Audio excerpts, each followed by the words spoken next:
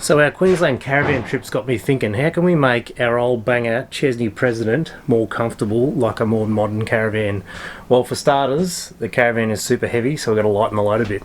And we've got some water damage that we need to fix before we do anything else. So you can see back there's some water damage around the corner of the windows, and there's some issues up the front here too. But that's alright because I have to take all that stuff out, but we want to change the layout because we've got two kids who have grown out of cots now and we need proper bunks. So the plan is take the bed out, repair all of that water damage up there. The bed's going to stay in that configuration, but we're going to do some changes there to lighten the load. Yeah, so we're going to move the kitchen from where it is on the left hand side there up to the front, across the front there, which will help to distribute the weight a lot better. And we're going to just build a set of bunks here for the two kids, which will run that section. And that fridge is probably going to have to go over in this little part here, right next to the kitchen there. Because we won't be able to fit it up the front because we don't have the room because of the way the front of the caravan slopes back in. And all the while, lightening the load with all of the materials that we use in here because we're pretty heavy. Paddling jacks, driving on the tracks, and so much more. Come along with all things outdoors.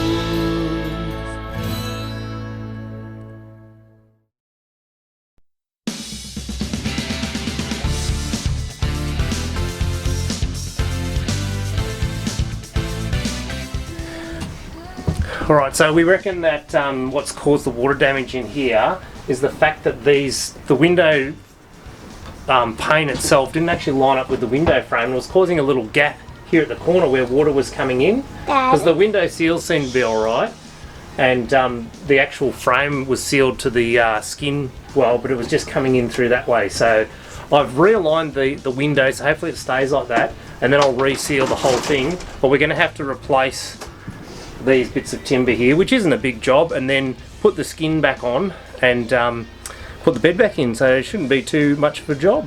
What do you reckon, mate? Good. Good.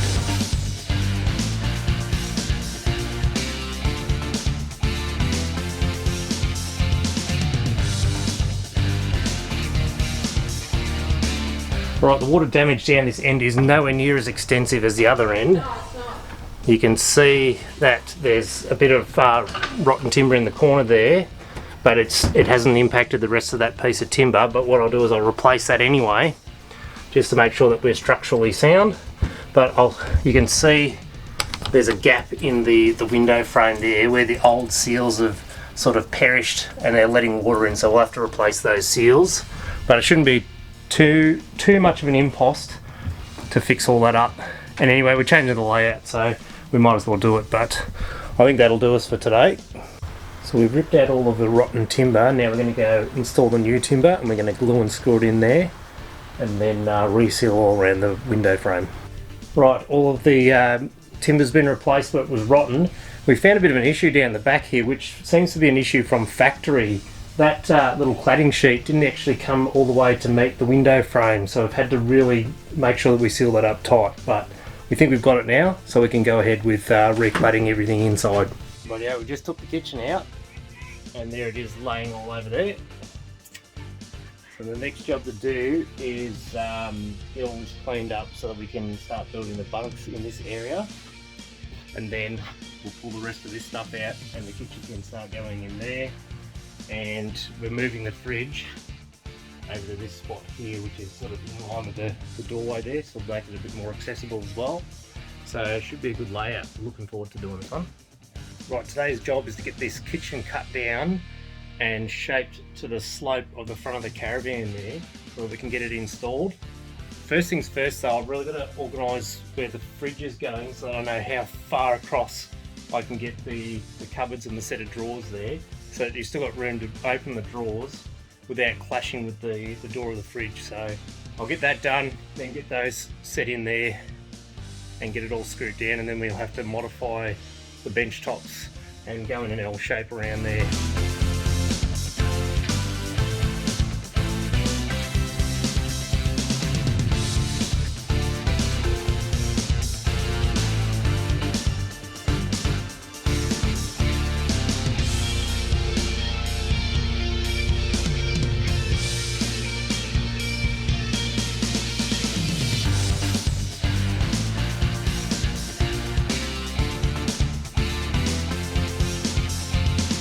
ready for a day's work. Check it out. Got my kitchen in most at the front there. Just a few things that we need to fix in there and fill those panels in. And put a couple of power points in as well, so we've got power up around the kitchen. But not bad for one day's work to move the kitchen from there to there. Going well so far, so looks like we'll be on schedule. Right, we're back again. Today's mission is to get our new bed frame stuck in the back here so we know how much room we've got to work with the bunks. So I'm just going to put it in temporarily because I've got to do some modifications to it as well, and then we'll work all that out. So hopefully we can get that in, we can get the bunks built.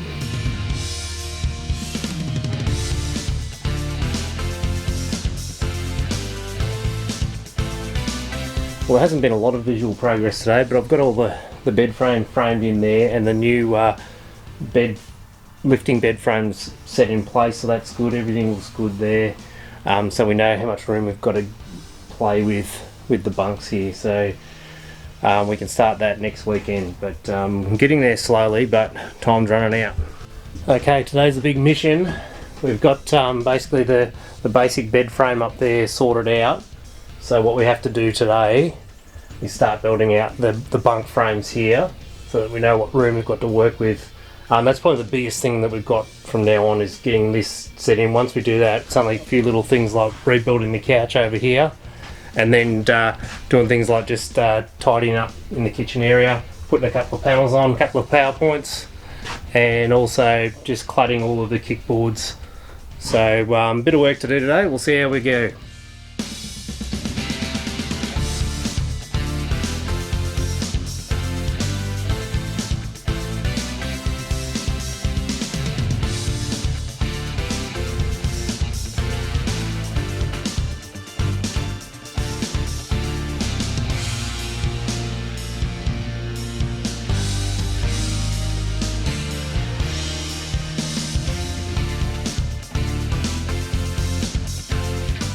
Right, we're back for another weekend working on the caravan renovation, and this is the last weekend we've got to work on it because next weekend we're heading off on a 4-day trip.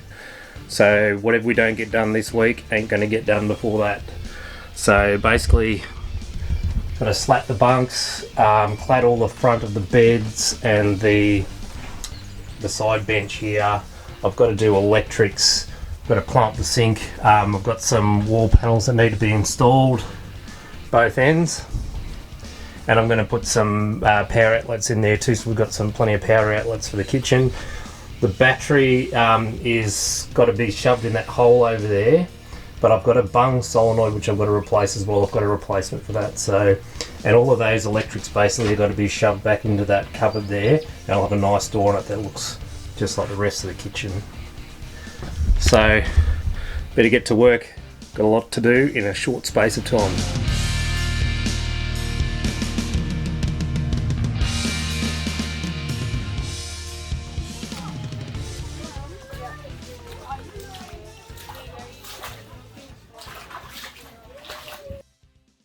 Well, we managed to get the bare minimum renovations done to the caravan so we could go away on our trip to Yarrawonga, and I've got to say the caravan performed outstandingly. We didn't have any issues with any electrics or any parts coming loose or anything like that, and it was just a really nice weekend away, and we had the storage so that we didn't have things on the floor. We had plenty of room to move around, the kids had plenty of space to sleep in their bunks, and we were nice and comfortable in our bed as well. So probably my favourite thing about the changes we've made is the kitchen setup here. It has given us so much more bench space, plus you get to look out the window, you can open the windows, talk to people while you're preparing your meals or doing dishes, and I actually really enjoyed standing here and doing dishes and talking to everyone out the window. It was fantastic. Having all those extra power points there, we were able to take our air fryer, our coffee machine, and everything was just left plugged in on the benches. And because we had so much storage space to put things away, the bench top stayed fairly clear the whole time. It was just perfect for preparing meals and alike. This little shelf I put up here too has been a really good addition. It was a nice little catch-all for little items like bathroom bags and kids' toys and heaps of little things that you just want to keep out of the way while you're actually inside the caravan. That was really, really handy. Probably the biggest addition in terms of storage space was the lift-up bed down here. which gave us room to put all of the awnings and the outdoor ground mats and the poles, and just generally big bulky items that you don't either want to leave out the annex overnight, or you don't want floating around the floor. So that's been really handy. Have yet to put the gas struts on it so that we can lift it up easy, but I didn't have a problem. I put a prop in it while I was using it over the weekend and it worked just fine. So the whole impetus of this change has been to put bunks in the caravan. Because we've got 2 kids, they're both in normal beds now. We wanted them to have their own space in the caravan, but obviously the way we had it before didn't allow for us to put proper bunks in. So that was the whole reason we wanted to make this total layout change, so we could get some good decent sized bunks in here. And the upside of that is that we've actually been able to get a lot of storage space underneath for all of their things too. So all of their clothes and toys and things can go under there and be out of the way, so that you can move about the caravan without tripping over things. They also both have their own little LED reading lights in there, which they love. Now the power points that I put up the front here, I've decided that I'm going to change them out for the GPO USB combo outlets. They're a bit more expensive, but we found that we kept plugging in USB adapters into them anyway, so why not put some USB points in there, then you can charge phones and that sort of stuff up the front as well.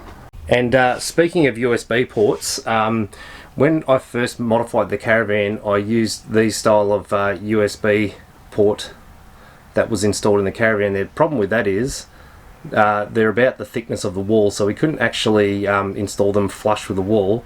So I had to do this little janky setup here where I've got a electrical junction box to step the USB plugs out from the wall.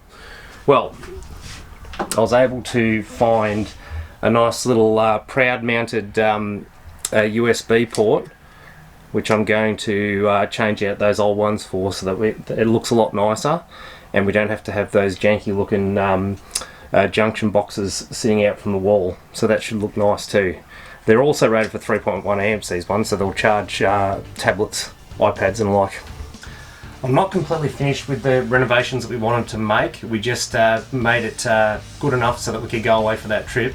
But we're actually going to be staying in the caravan at Christmas time as well. So I've got a list of fixes and final touches that I need to make prior to Christmas before we go away and stay in Christmas again. So things like painting timber, fixing doors, putting gas struts on the bed there, just nice little touches like that. So we'll be finished fully, and it'll be nice and comfortable for us at Christmas time.